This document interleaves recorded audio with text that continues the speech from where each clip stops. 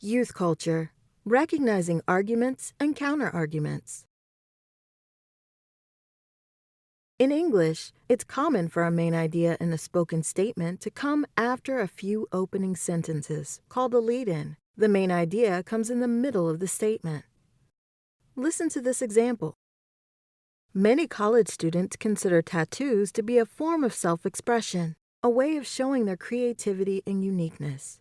Individuality should be celebrated, but the point I'd like to make is this: tattoos are not the best way to show others how interesting you are. Not everyone thinks tattoos are attractive. Tattoos are hard to remove. I advise students to think carefully before they get inked. Notice the main idea? Tattoos are not the best way to show others how interesting you are. Comes in the middle of the statement, after the lead-in. In this passage, the main idea is signaled by the phrase, but the point I'd like to make is this.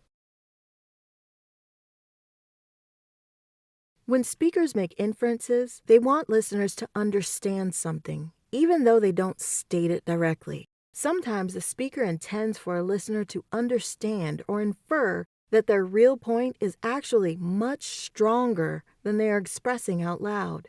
To get this unspoken message across, they make an inference by using a minimizing signal phrase.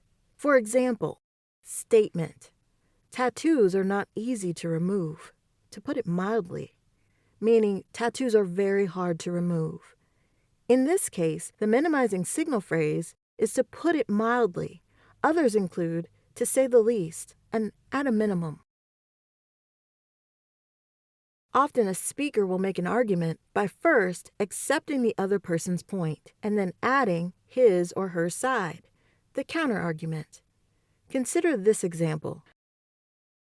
Getting a tattoo is a way to commemorate a loved one, but people should choose a less permanent way to do so. This passage has a pattern of X but Y.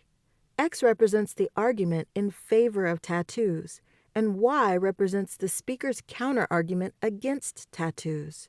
A similar pattern that speakers use when presenting both sides of an argument is X, however Y.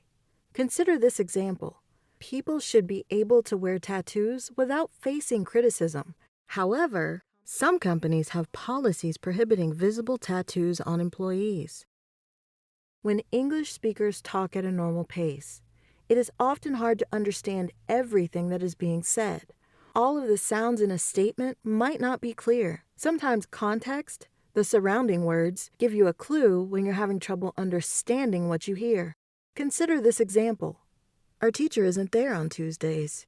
Because the speaker might not pronounce it clearly, you might hear this statement as, our teacher isn't fair on Tuesdays. However, this interpretation isn't likely to be correct. The context doesn't support the idea of being fair in connection with saying where someone is on Tuesdays.